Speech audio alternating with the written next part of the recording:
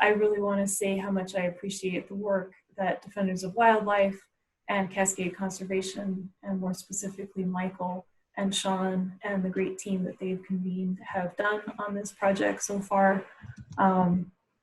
As Michael said, there's a lot of species that should be considered from a connectivity standpoint, and both connectivity and specifically aquatic and riparian habitats are emphasized in the State Wildlife Action Plan that my division at New Mexico Department of Game and Fish has developed.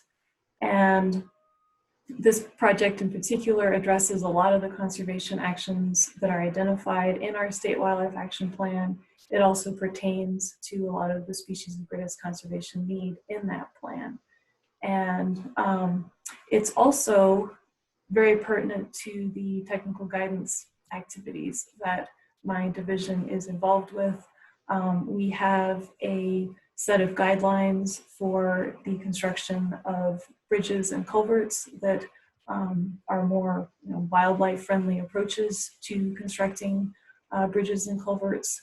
And one of our technical guidance staff had identified the sorts of surveys that Sean is going to be talking about as a great next step to implement those guidelines, identify areas in the state where improvements to bridges and culverts could be made, and where we could really take that next step and benefit connectivity of habitats for species of greatest conservation need that depend on aquatic and riparian areas. So I'm really excited to see the data that have been collected this year and the data sheet that's been developed by Sean and his team.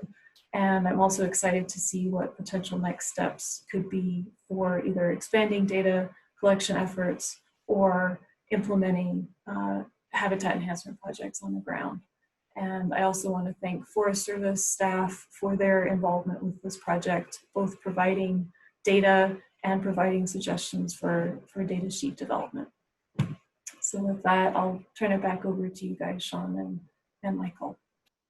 So good morning, everyone. My name is Sean Stone, and I want to extend my thanks to Defenders of Wildlife and Michael for organizing this webinar and everything that they've done to help us get this project off the ground and moving. I want to thank Ginny and the New Mexico Department of Game and Fish for the funding support for this exciting project, and the U.S. Forest Service for project planning and permitting support during the initial phases of this effort. Later on, I'll be passing the presentation on to my colleague, Rachel Morlaw, for a few slides, so thanks, Rachel, for the assist. And thanks to all of you for joining us today. I'm hoping to share with you a project we completed this past summer aimed at supporting efforts to implement the State Wildlife Action Plan and the State Wildlife Corridors Action Plan. But before we begin, I wanted to give you an idea as to what to expect during our conversation today. I'll be sharing with you why we chose to push this project forward, the species we used to shape our priorities for this pilot study, how we collected the data, and what we hope can be done with it. So again, this project was funded by the New Mexico Department of Game and Fish's Share with Wildlife funding program. We partnered with Defenders of Wildlife because we have a shared interest in protecting and enhancing wildlife corridors. The State Wildlife Action Plan identified wildlife corridors as a priority for wildlife population conservation in 2016, and last year, the New Mexico legislature passed the New Mexico Wildlife Corridors Act in order to formally recognize the needs to develop a Wildlife Corridors Action Plan. So we took the challenge of trying to highlight barriers to aquatic corridors in the state. As we all know, aquatic habitats are highly valuable to wildlife in our arid southwestern climates. Therefore, ecologically and geomorphically connected riparian habitats have a massive role in preserving and protecting our wildlife populations. But unless resources are available to cover an entire area of interest, such as a whole forest, or funding is designated for a certain area, priorities must be set among areas to inventory. This was why we built a decision framework, I'm going to hesitate from calling it a model, to select targeted streams for our pilot study. So we pulled 5 target species from the State Wildlife Action Plan. These included 1 endangered species, the New Mexico meadow jumping mouse, 2 species of greatest conservation need that were listed as an immediate priority, those being the Rio Grande chub and the Rio Grande sucker. 2 frog species that were also species of greatest conservation need that were listed as susceptible. And for good measure, we added the Rio Grande cutthroat trout, the state fish. So a brief review of these 6 species. The New Mexico meadow jumping mouse has experienced population declines as a result in losses in tall, dense herbaceous vegetation in riparian areas, which can be traced back to impacts of grazing, drought, development, and recreation. Each of the 3 streams identified here within the U.S. Fish and Wildlife Service critical habitat designation ended up being critical streams in our pilot study. Next, the Rio Grande chub, which we observed in several of the streams that we studied this summer. This is actually a photo, one of the field technicians who caught a chub by her own hands in the field. And seeing so many of them in the field was really encouraging because they're listed as an immediate priority in the State Wildlife Action Plan. Like many native aquatic species, the Rio Grande chub has suffered from flow alterations, drought, competition and predation from non-native fishes, and genetic losses. This is the Rio Grande sucker, and it cohabitates many of the streams where the Rio Grande chub is found. It prefers low gradient, low velocity streams with gravel and cobble substrates. And for this reason, we adapted our survey methods to ensure we captured these data for consideration. The 11 streams identified in the 1995 study include the Jemez River, the East Jemez River, the East Fork of the Jemez River, San Antonio Creek, Rio Guadalupe, Rio de las Vacas, Rito de las Palomas, American Creek, Clear Creek, Rio Cebolla, Rock Creek, Cañones Creek, and Polvadera Creek. We included 6 of these streams in our pilot study, and our pilot study included only 6 streams. So the Rio Grande sucker is also an immediate priority species of greatest conservation need and suffers from many of the same threats that face the Rio Grande chub. So next up are our amphibian species, which first one up is the boreal chorus frog, which is classified as susceptible by the State Wildlife Action Plan, meaning that we shouldn't necessarily prioritize immediate management actions, but it may be vulnerable to rapidly changing environmental conditions.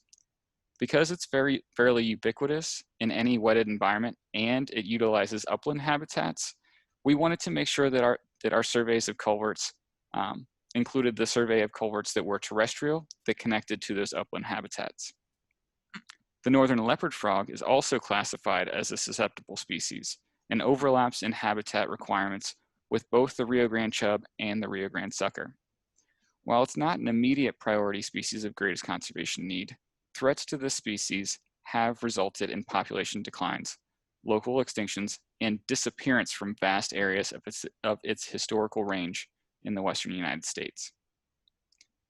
Finally, the Rio Grande cutthroat trout, a species that garners attention from many interest groups across the state. It's because of this energy behind the species that supports projects all over the place, including beaver dam analogs, which we've got a photo here from the Rio Cebolla, reintroduction volunteer events, and other conservation projects. This energy we're hoping to harness to use for overlapping habitat of the species with our species of greatest conservation need to generate support for future aquatic habitat corridor projects.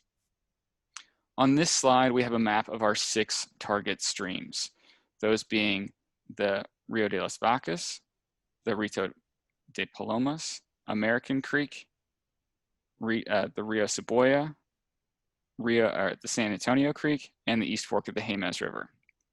They are all located on the Santa Fe National Forest in the Jemez Mountains.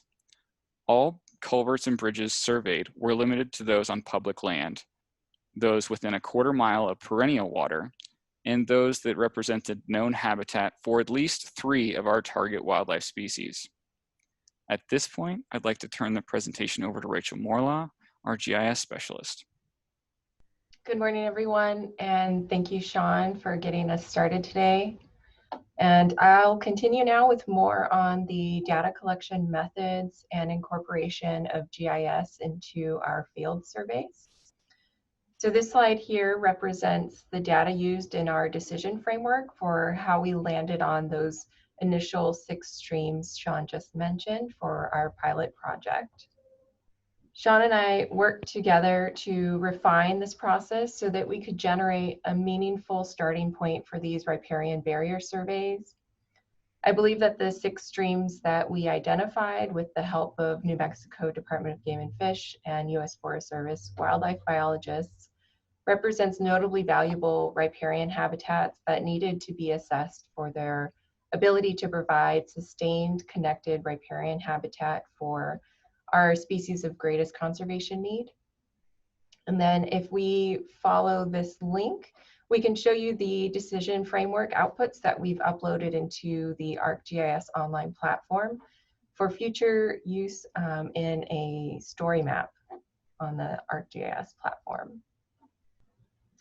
So this is a view of all of those outputs in the ArcGIS online platform. Yeah, so this is publicly available, and this will be used to generate our story map online. This was all generated initially within ArcGIS Desktop, and then is very easily uploaded into ArcGIS Online, where it then becomes more easy to use for sharing this information with different agencies, whether they're state, federal, private, nonprofit, what have you. So this was our first step. So once we had our target streams and barriers identified, I incorporated additional data into the constructed feature layer so that when we conducted our field surveys, those data were automatically incorporated into our survey protocol. And speaking of our protocol, this was not a new product. This is a protocol we've adapted from previous U.S. Forest Service protocols developed by Clarkin et al. In 2005. And there's a link on this slide with a 30-minute presentation you can view on how to implement the protocol. It was important to us that any survey protocol we adapted for this project was already in use by the Forest Service, so that when we turn this data over to you, it's consistent with existing databases in your system. A brief review of some of the variables we've measured include details on the structure, so the length, shape, condition, inlet and outlet measurements, the height, width, type, outlet perch details and elevation, upstream channel and downstream channel measurements, including flood-prone width, bankful width, and elevation, ecological ratings, including the vegetative cover, sediment type, dissolved oxygen, conductivity, and pH, and final scores, which were weighted calculations as described in the Clarkin et al. Document. And I'll just take a moment to highlight those final scores and how we calculated these. We based our approach off of Appendix A in the Clarkin paper, which outlined an example scheme for setting up priorities as established in California. We used the variables measured throughout the procedure to multiply the scores of habitat quality and habitat quantity for each block species of concern, then added the scores for all present species for a final ecological rating. And you can see the document here with the ratings and the habitat scoring.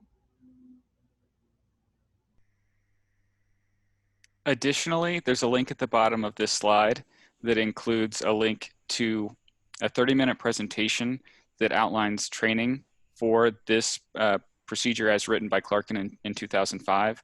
That's what we based our survey protocol off of, with some slight modifications for New Mexico conditions. So this is a resource that's available to you if you're looking to adopt this protocol and train a field crew. All right. Like Sean said, we adapted our survey protocol. And so once we did that, we began translating it into a digital data sheet. And we used ArcGIS Survey 123 for its ease of communication with other Esri products. Additionally, this app can be downloaded on any operating device and used from either a tablet or a phone. And within the data sheet, I included images for reference, built-in calculations, if-then functions that support collection of quality data with logic checks along the way. With the help of some volunteers this summer, I believe we were successfully able to dummy-proof the data sheet. And we can open up the link here to view the online platform in ArcGIS Online. So this is the web view of the data sheet, and there are several sections. Metadata is almost always automatically populated because we're able to georeference points that we were able to harvest from U.S. Forest Service data sets. So the culvert number will be consistent. The date of the survey will automatically populate. We included start and end times so that we could time the duration of our survey so that for future efforts, we could estimate the level of effort required to complete a given number of surveys. Crew names is a first and last name field that's typed in. And then in our case for this pilot study, we had drop downs for our 6 streams that was fully available, as well as the road names and the watershed boundaries, all of which Rachel's previously discussed that she was able to auto-populate for us. Now, if you are to encounter a bridge or culvert that is not within the database already, this is customizable so that you can enter that data and you can capture something that might be missing. After that, Rachel also discussed some of the different sections of data that we collected, including the structure details. And when she referenced this being dummy proof, it really is because she included so many flow diagrams, photos and reference points, definitions, so that you can collect consistent, reliable data with just a little amount of training. So what we've got here is also, so this is a flow diagram for whether or not the structure is passable. After that, we've got a question as to whether or not the structure is terrestrial or aquatic, meaning as to whether or not there's perennial water that flows through the structure. And this is important for us because you're not going to collect the same data for a terrestrial culvert that you might for an aquatic culvert. Specifically, that's in reference to the upstream and downstream measurements. After that, substrate, a lot of yes, no questions. Culvert length, this is one of the very few measurements, not very few, but one of the measurements that requires equipment. So there's very few items of equipment that's required for this survey, which makes it convenient and user-friendly. And then culvert shape, which again, lots of photos and diagrams for reference for new field crews. And then baffles and weirs, and then prompts for photo points. This was very important for our New Mexico Department of Game and Fish wildlife biologists so that that could be a reference point over time. And also for them to make their own assessments as to habitat quality if they're looking at different species. Finally, structure condition, which was one of the 2 primary factors that comes into our recommendations for how to treat these structures moving forward. And then again, any notes, if a beaver's building a dam in there, that's something that we want to know. If there are failures, specific failures with the bridge or culvert that are not captured within the yes or no questions, this is an opportunity for your field crew to elaborate. So we've got inlet measurements and outlet measurements, as Rachel discussed, and then upstream and downstream measurements. So those are 4 different sections. Again, lots of photos. Hopefully this is really dummy proof. And then we get into the physical parameters of the structures.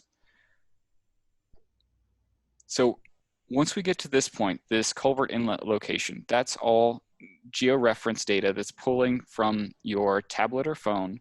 And this is where we really recommend that you have a Bluetooth GPS device to increase the accuracy of your GPS locations. Because not only are we pulling GPS locations, but we're pulling elevation data as well, so that we can calculate the gradient of the stream, as you can see here. And then again, lots of photos.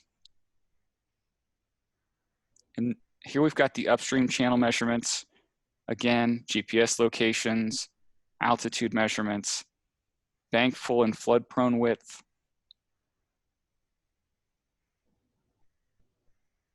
the gradient altitude, which is an automatic calculation that Rachel built into this. And then we're down to the outlet measurements.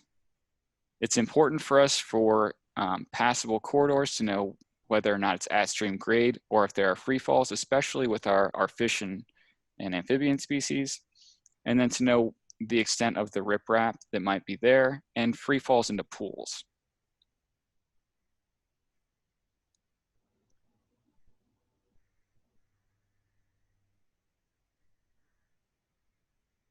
Finally, we get to the downstream channel measurements, which elaborates a little bit more than just having the bank full flood prone width and the channel gradient endpoints. At this point, I believe we also start to collect our water quality data, which we collected pH, dissolved oxygen, conductivity, and water temperature. And this is kind of the interesting part with the ecological ratings. This is all automatically populated by the georeference point. Because we have geospatial data for our 6 target species plus the Jemez mountain salamander, we can determine at a glance, this auto-populates as to whether or not each of these species is present. And once we have that data, that information, we just count the number of species that are present at the site so that we can then complete a subform for each species habitat quality. When we complete the species habitat quality, we then use this information to generate a final score, which Rachel, I believe you already went through. Okay. I can share a different screen if you all are interested in seeing what the habitat scores looks like. So just a moment. All right, so here is a survey that we completed on the Rio Cebolla, where we know that this is potential suitable habitat for the Rio Grande chub, the Rio Grande sucker, not the cutthroat trout, the New Mexico meadow jumping mouse, and both frog species. So we've got 5 species total. Now, once we have that information, we complete these subforms, which are completely customizable. So if you wanted to take this form into a different area of the state and you've got different species of greatest conservation need, we can just plug those species in here with the geospatial data for their habitat boundaries. And then we go through the subform with specific questions as to whether or not, like what its conservation status is, the extent of the barrier, the habitat quantity, and we did an estimate here that there was at least 75 meters of suitable habitat above and below this barrier for the Rio Grande chub. And then the habitat quality, which is a defined score. So we rated this one as poor because human activities have significantly altered the watershed with a high likelihood of continued or increased activities. So just some quick math here. 1 times 4 times 0.25 is 1. And then there were 5 species at this site, so we add the species score for each of the 5 species to come up with a total final score of 12. This combined with the rating for the quality of the barrier, whether or not it's a bridge or a culvert, were the primary determining factors for our recommendations.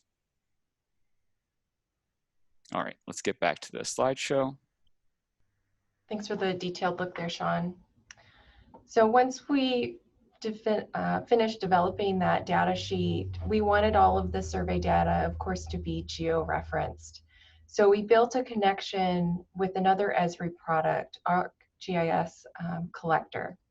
And this allowed us to upload the Forest Service layer with all of the features and our additional attribute field data that we added in about each species, and then added the option to collect our data sheet at every GPS location. And this then allowed automated generation of GIS data into our survey data sheets. And you can see a screenshot here of the collector app where we're selecting a culvert along the east fork of the Jemez River, and we're able to jump into the stream habitat survey datasheet through the link provided in collector to survey 123. And Sean mentioned this before, but all of this data can be done without cellular or mobile data in the field. And like he said, he recommends a Bluetooth GPS adapter to improve the accuracy of the GPS coordinates that you're collecting in the field. And then we can also take a look now at the Survey 123 data dashboard website, where you can see all the data produced and plotted in a map. And this is a one-way connection. So we've made the starting point in collector, and we transfer over to Survey 123, which is where the data is stored. It doesn't go back into collector. Yeah, so this map should look very familiar from what we shared earlier from the ArcGIS online page.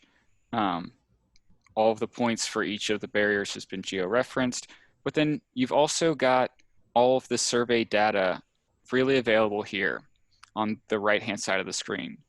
Now, what we looked at in the PDF that I shared a couple minutes ago is a printout of this data. And not only are you able to print this out, but you're able to export it cleanly into multiple different file types.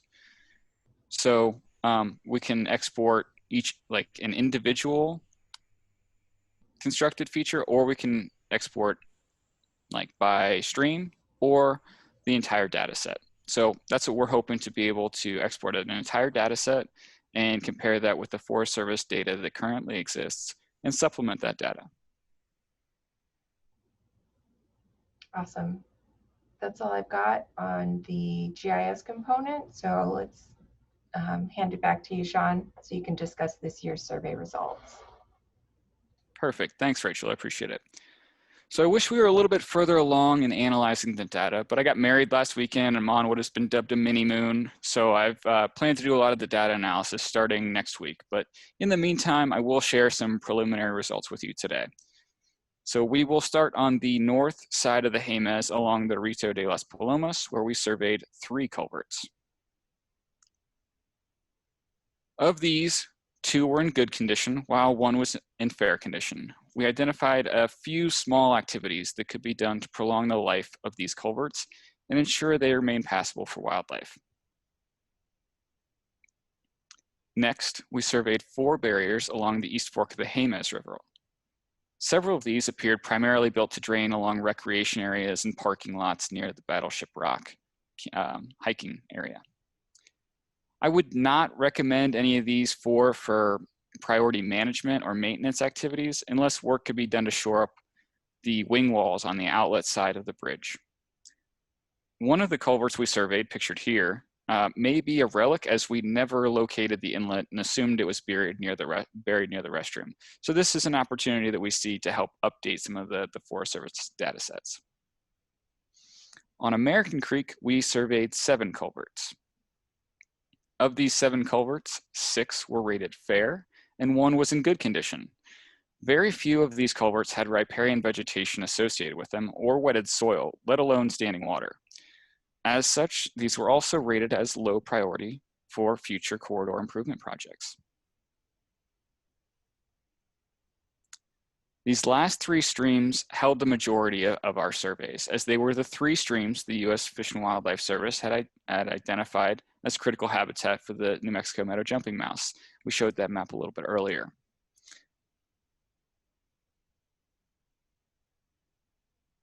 So we'll start out on San Antonio Creek, where we surveyed 7 culverts, including 1 that was not initially included on the U.S. Forest Service constructed features layer. I'm assuming that this is because that data layer might be a little older and this was a newer culvert, but again, this is an opportunity for us to assist and ground truth those data sets. So the culverts along this waterway included 3 that no longer existed on the upper reaches of the San Antonio, 1 in fair condition and 2 in poor condition. Those in poor condition could be fairly easily maintained if they were cleared of sediment and debris buildup inside of the culvert. On the Rio Cebolla, we completed 21 surveys, including bridges and culverts on both sides of the Fenton Lake State Park, itself a barrier for aquatic wildlife passage. Of the 21 surveys, 17 were done on what we're calling terrestrial culverts, meaning that there was no perennial water flowing through these culverts. Of these, 5 were rated good, 7 we rated fair, and 5 we rated poor. There were 4 aquatic barriers on the Rio Cebolla, and only one of these was rated poor. Because there's such a great potential to support species of greatest conservation need along this river, and there are a number of barriers that need attention, we flagged this as the highest priority for management and maintenance projects moving forward. Finally, the Rio de las Vacas was the stream where we surveyed with the most bridges and culverts. There are many more terrestrial culverts along this river that we didn't include in our surveys this summer, as they were beyond our quarter-mile buffer from perennial water. Of the 46 surveys we conducted along the Vacas, 44 were terrestrial culverts. We determined that this was also a strong candidate for management and maintenance activities, as there were 6 poor culverts and 5 that appear to no longer exist. So now that we've completed our first year of surveys, what do we plan to do next? The data is only useful if it gets used, and that's where you come into play. We noticed that many of the GPS locations for the culverts were inaccurate, and with our updated survey data, we could work to improve your data set for future surveys or maintenance activities. Additionally, where culverts have been retired or overlooked, our surveys could supplement your existing data sets. Also, with the additional data we collected, we hope that some of that is useful for your management and that we could merge data sets to include whatever variables are of interest to you and your teams. Finally, this data could be used to prioritize management and/or maintenance activities that could be rolled into corridor enhancement projects under the State Wildlife Corridors Action Plan. One of our last deliverables for this project is to develop an online story map that I mentioned earlier. Defenders of Wildlife has generously offered to host this on their website, and we'd like to share this with the public to highlight this collaborative effort where nonprofits are working with state and federal agencies to help put their plans in action. We hope that you can use this information, and through these partnerships, we can meet collective goals rather than leave you alone to protect and preserve our shared natural resources and environmental heritage. And this will be available by January of 2021, not 2020. With that, I wanted to reiterate some final thoughts for you to consider about the utility of this project. 1, this is already a Forest Service procedure, so hopefully it can be easily adopted. We just customized it for New Mexico streams. 2, as easily as we modified it for the Jemez, it can be further modified for any site-specific conditions or species that you're curious to investigate further. 3, we used industry-appropriate digital tools that are freely available and communicate directly with your GIS systems. 4, this was really easy to implement. We used a phone or tablet, a 100-meter survey tape, a Bluetooth GPS device, and 2 water quality instruments. And 5, this initiative seamlessly fits in with state goals and objectives, making for highly visible, collaborative projects to gain widespread support. All right, with that, I wanted to thank our partners and those that helped make this project possible before turning over our time for questions. I'm assuming that there are going to be questions. We can go back into the website's online resources or the data exports if anyone is curious to learn a little bit more. And with that, I'm happy to take questions, or if you'd like to see the survey in action, please visit the link at the bottom to see a video that Michael Dax and Defenders of Wildlife put together. And if you'd like to follow up with anything later, I put a few of our email addresses here for your reference. So, Michael, have we received any questions through the chat? No questions through the chat yet, but anyone is welcome to unmute themselves and ask. Oh, we did just get one. In your field work, did you document any of the SGCN species? We did document primarily the Rio Grande chub. We took opportunistic measurements, not necessarily measurements, but notes of what we saw on the site of all wildlife. That was a part of our grant. We wanted to make sure that we were documenting any wildlife species observed or traces of the species observed, as well as, and I neglected to mention this during the presentation, but we wanted to sanitize all of the equipment that we took in the field as we traveled between streams. So particularly with the amphibian species, we weren't contaminating any or cross-contaminating streams. But primarily the species we observed most in the field were the Rio Grande chub. Awesome. So yeah, so anyone feel free to type a question into the chat, or you could also unmute yourself and just ask away. Hi, Sean and Michael. This is Jenny. I was just curious about how long it ended up taking to survey each structure, and I'm assuming there were probably differences between the terrestrial and aquatic structures, but just to give a sense for the effort required. Absolutely. So for the terrestrial culverts, we were able to complete those in 5 to 10 minutes. You can do a lot of those very quickly. And obviously the aquatic structures took a lot longer because of the extent of the data that you're collecting. And on average, we were anywhere between 45 minutes to an hour on the aquatic structures. Depended on, honestly, the biggest determining factor for that was the length of upstream and downstream measurements that we took. So oftentimes, based on the Clarkin paper, it was, I believe, 100 meters upstream or downstream or to the first bend in the stream. So if there wasn't a bend within, 30 meters, then it took us a lot longer because we had to traverse across the stream. And but for the most part, they're fairly quick once you've got your protocol in place and your field team knows their roles. And for us, we spent a lot of time on the upfront, making sure that we knew our roles in the field so that we weren't passing equipment back and forth due to coronavirus safety protocols. So everyone knew their role before we got in the field, and we were able to complete the aquatic surveys in typically less than an hour.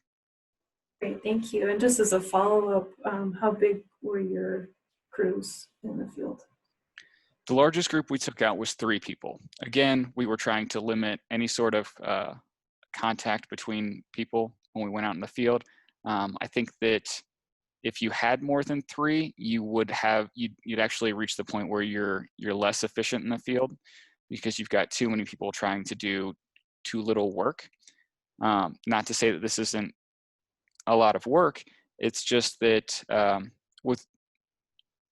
with roles and responsibilities outlined in advance, you can be more efficient with a smaller team than a lot of people out in the field trying to do specific tasks. Awesome, thank you. And I guess also just for the technical specs, if anyone wanted to try to implement this in their own agencies, what would they need on the technical side to be able to utilize the data sheet and collect data on their own, agency issued phones or iPads? In terms of the equipment technical specs? Yeah, like basically what software access that they would need to have to be able to use your data sheet and collect data on their own. So I'll take a stab at this, and Rachel, you can make sure that I'm correct. ARC Collector and Survey 123 are free and available through, I have an iPad and an iPhone, so those are on applications. You download those for free. The biggest technical requirement for that is that within our data sheet, we wanted to have it less than 10 meters accuracy for the GPS locations. And that was a limiting factor, and that's why we went with the Bluetooth GPS device. So you want to make sure that if you do get a Bluetooth GPS device, that it can receive accuracy within those parameters. But I'm not aware of a memory or technological component that limits your ability to run either of those 2 apps on a phone or a tablet. Rachel, are you? No, I think most of the phones and tablets these days are suitable for running both of those apps. And then if you like, I would recommend as always to go into the App Store or the Android applications server to review what kind of requirements are necessary for those. But almost any device that's out on the market right now should be able to handle both of those applications. So Sean, I have a quick question. Since all of these streams were in the same watershed, are there any overarching conclusions that that you can start to formulate about stream connectivity in the watershed as a whole? I think that's a great question. And I think that it needs to be paired with considerations for private land within the watershed as well. Again, this study was limited to public land it was a pilot study. I do think that there are, based on the preliminary results, we saw more aquatic connectivity than we expected.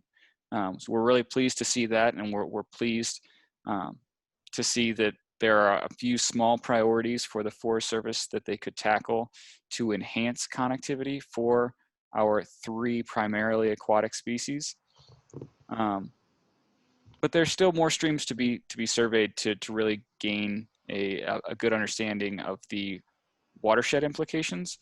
But I would venture to say that these streams are connected in a way, with the exception of the Rio Seboya because of the Fenton Lake State Park, that they should promote recovery of our species of greatest conservation need if the habitat conditions are improved.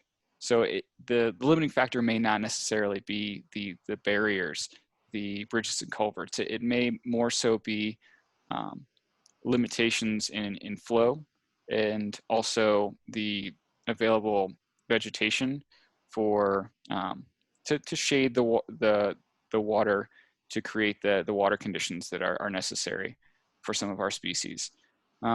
Additionally, some of the barriers do have a considerable amount of riprap that may not necessarily be conducive for some of our fish species, and that could be easily remedied, I think, to support that those connected riparian corridors for our aquatic fish species in particular. So I think that there's great opportunity for this watershed in particular to be connected for the long-term sustained populations of the Rio Grande chub and the sucker. And hopefully those can be prioritized, and that this State Wildlife Corridors Action Plan can make some room for our smaller, less charismatic megafaunal species for their continued recovery. Great, thank you. So in the last few minutes here, just want to make sure that everyone has an opportunity to ask a question if you would like to. Michael, this is just a technical question, but if it's possible to share that link out, I know I got at least one email from someone who wasn't able to join the webinar today, and I think it would be great to share that out and get more viewership of the webinar that way. A link to the webinar? Yeah. Yes. Yep. No, we will. We are recording, and I'll make sure to get that out to everyone so that they could forward it along to anyone who wasn't able to make it today. I know there's a number of things going on right now. There's a game commission meeting. There's a forestry meeting right now. So I know this ended up being kind of a packed Friday morning. So yeah, we will definitely do that. And we will be working with Sean and our GIS team to develop the story map, which will be available on Defender's website by January 2021. And obviously this was a very technical presentation. Our hope is that the story map will make it a little bit more user friendly for a public audience, because this is Obviously, the technical aspects are extremely important as far as making management decisions, but this is an element of connectivity and corridors that does not have as broad appreciation as terrestrial issues, and that's certainly an issue that we hope to make some progress on by being through the story map and being able to communicate it through a wider audience. So mark your calendars for that, and we will look forward to getting that out for everyone. Yeah, and thank you, Michael. Again, without your help and leadership on this issue, we wouldn't be here today.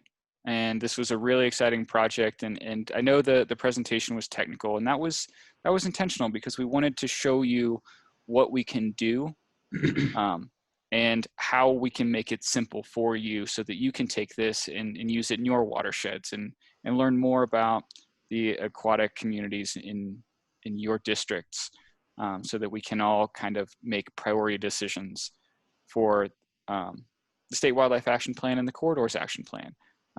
We're very hopeful that this can be a stepping stone to help the Forest Service to improve their management decisions and their priority identification moving forward. This is a resource, and we can make it simple for you. That's our goal. Thank you. Well, very good. Well, thanks again to everyone. Thank you to Sean, to Ginny, to Rachel, and thank you to all of you for attending. Like I said, this is being recorded. I will make sure to get this out to everyone as soon as possible. So thank you so much.